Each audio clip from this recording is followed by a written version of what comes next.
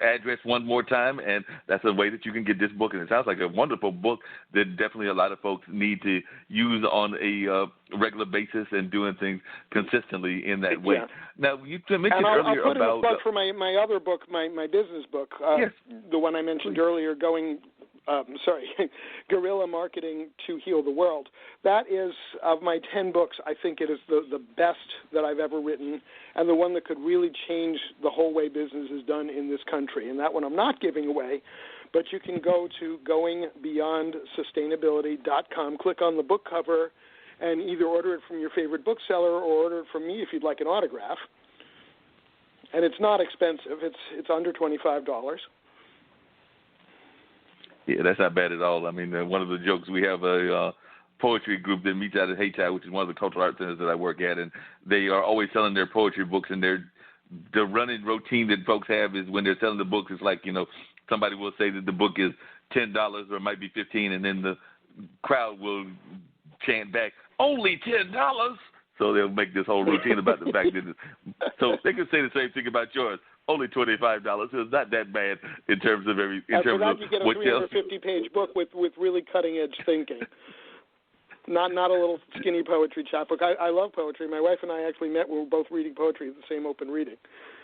Okay. So you've done some poetry as well.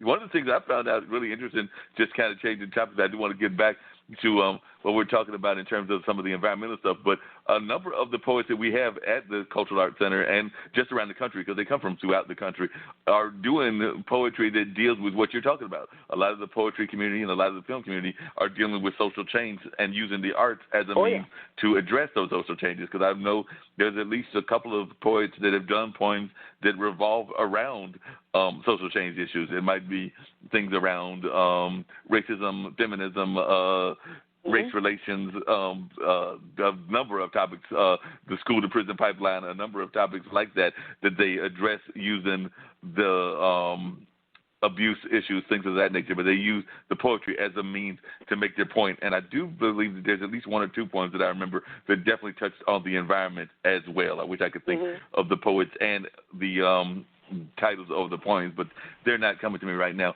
Now, you talked about nuclear power. The other environmental issue that a lot of people kind of hesitate about, I'm actually think that we're doing wrong with that as well, but I'm just wondering what your thoughts are about the way that we're handling coal, because I know we've got a lot of people that are doing things with coal as well, and I think they were probably doing it wrong. It might be because a part of my heritage is definitely the African-American heritage, but I have some Native American ancestry as well, so a lot of that is on native land, what's going on, but it seems to me that a lot of this stripping that we're doing with Mother Nature is not all that healthy either.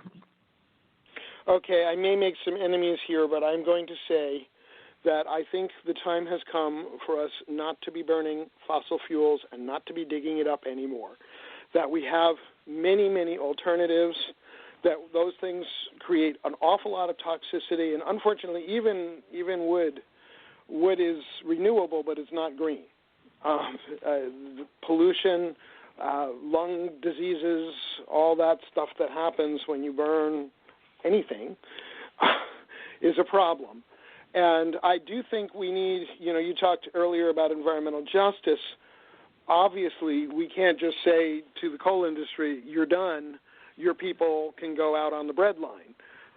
We have to have programs in place that should be the responsibility of the federal government and these mining companies that have been profiting for 200 years, digging this stuff up and burning it.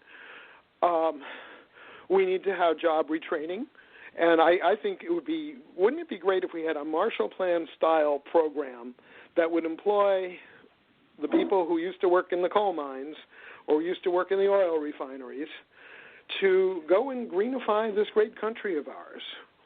And that would be putting up solar and putting up wind and insulating. It's amazing how much energy we waste just by leaky houses or leaky buildings. Or inefficient cars. There's so much we can do with small-scale hydro and with all of this stuff. It's every day almost. I read a new article about some amazing technology. Like I actually contributed to a Kickstarter a while back for Frisbee-sized hydro plants that don't need a dam. You throw them into a moving stream, they spin, they generate power. How cool is that? So that's real cool. We need to find ways for the people who have been working on making our country dirtier to make it cleaner, and that will also involve things like changing the way we look at transportation, which even where I live in rural New England, and you basically, if you don't have a car, you're not going anywhere. Mm-hmm. Now, town on either side of me has a decent bus system, but my town does not. Yeah. So I actually depend. I don't have a choice. Got to drive. Yeah. I actually depend on mass transit myself, and I know that some of the buses have tried to go to some more environmentally friendly buses, and I think they've actually got a plan to make them all be what they consider more environmentally friendly within the next, I'm not sure exact time frame, but probably within the next 5 to 10 years or whatever, because we definitely are a high growth area here in the Raleigh-Durham area, so there's a lot of growth, a lot of people that are moving into the downtown area. It's definitely becoming a very gentrified area and things of that nature.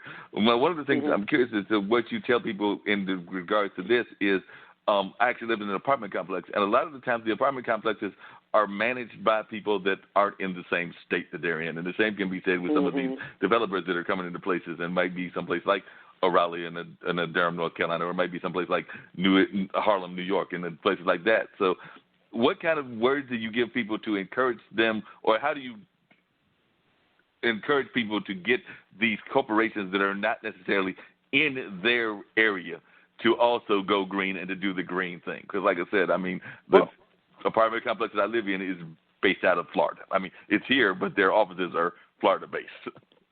Yeah. Or Georgia. Well, you mentioned Harlem. Georgia. I'm actually from New York City originally, and that poetry reading where I met my wife was in Greenwich Village.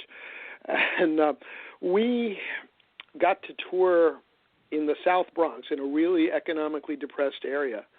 We got to tour a wonderful rooftop solar farm, but there was a vegetable farm, but it was solar powered and hydroponic, and they were growing bok choy, and they were growing broccoli, and I forget what else. I remember they gave us a really, really tasty head of kale that they're growing 8 stories above the South Bronx.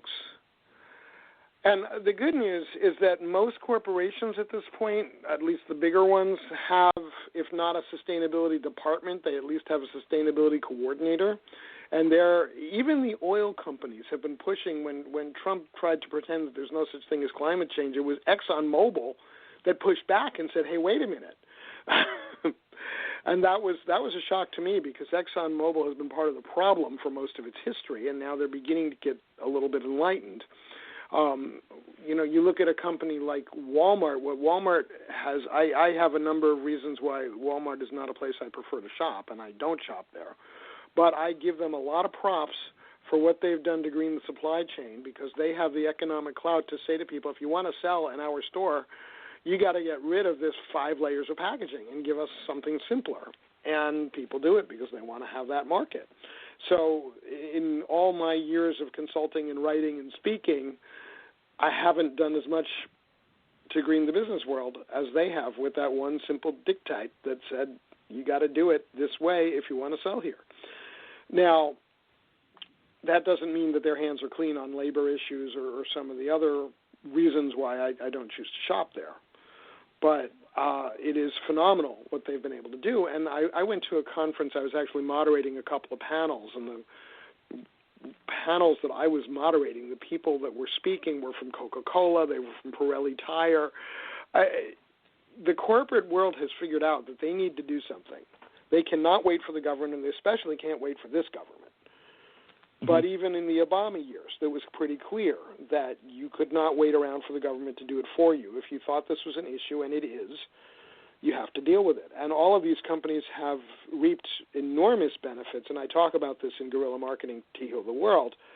The money that they are saving on fuel, the money that they're saving on spoiled inventory, the money that they are making by being able to sell organic food or low-E light bulbs or low-flush toilets or whatever it is, enormous. I mean, Walmart actually, the last time I did the research, which was a few years ago, I discovered that Walmart sells more organic food than Whole Foods does. And the really interesting thing to me is that they are selling organic food to people who ain't never been to a Whole Foods in their life and ain't going to start now. They've created a whole new $15 billion a year market selling organic food to people who didn't think they needed organic. I give them props for that.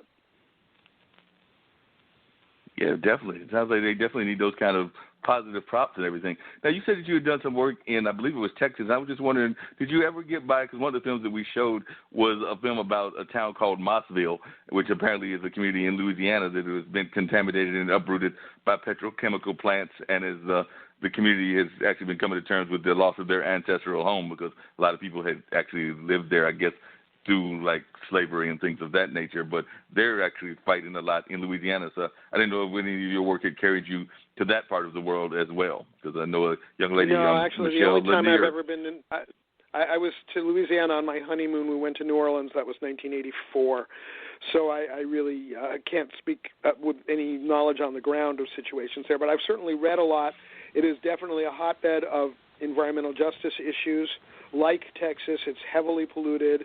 A lot of problems with the way things have been done, a lot of problems with the way land has been, what's the verb I'm looking for, who gets to have land and who doesn't. We do need to have some definite economic reform in this country so that it's not only the 1% or the even 0.1% that gets to have all their needs met while everybody else is sort of left out to dry. That one of the big mistakes I think that President Obama made, and mind you, I have a tremendous amount of respect for that man, but he was very willing to bail out the banks, but he kind of forgot about the underwater homeowners who had mortgages from those banks. Mm-hmm. And I think that was part of why we have the administration we have now, because people were so desperate for change that when Bernie was no longer in the race and Hillary was the nominee, they voted for the only change open to them. I certainly hope that they've seen the error of their ways. Yeah, I definitely hope so. Tomorrow, I vote in Massachusetts, so tomorrow I get to vote, and I'm voting for Elizabeth Warren.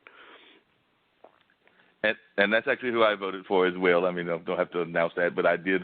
That's who I went with as well. I felt that she was a strong candidate. I liked the way she handled the debates and things of that nature. Like I said, I'm not sure whether she'll be able to get past the machinery of both Biden and Bernie, but we can always hope. We can, and I'm a little suspicious about the timing of both Buttigieg and Klobuchar pulling out just before Super Tuesday. What is up with that? And it seems like, a few months ago it looked like Biden was going to be the inevitable nominee, and then all of a sudden it got hopeful, and there were a whole bunch of candidates doing better, and then all of a sudden it's looking very strange and how this is happening the day before Super Tuesday. So, but I'm still going to vote for Warren, and I'm hoping maybe some of the Klobuchar voters will go to Warren, or some of the Buttigieg voters will go to Warren, and that she'll do better than she's done, because I think she's got the kind of leadership that we need. Yeah, I can definitely see that, and it is interesting that 3 candidates dropped out on one weekend, so I would agree with you that was a little bit not that normal, and they were 3, at least 2 fairly strong candidates in both Pete and Amy. I don't know necessarily that Tom Steyer, even though he poured a lot of money and was doing all that well, but at least 2 of them he wasn't. He has good decent politics. numbers. He's an interesting guy, but I also don't think that, we saw what happened the last time when a billionaire with no political experience gets into office. It's not the best way to prepare for the job. Agreed. I don't know that we need that. We don't need another version from the other side. I would definitely agree with that. There's no doubt. We don't. So hopefully things will improve in that regard, and we'll find things. Yeah, this is the election of our lives. I do worry that if he is reelected, we are going to be moving from 1933 to 1938. And 1938 was not a pretty year, particularly if you were a Jew or a gypsy or loved somebody of the same sex or in any way criticized the Nazi Party. And I think we really have to be careful that we are not headed down the road to fascism. So whoever the Democrat is, even if it's not my favorite or even somebody that I even like, I will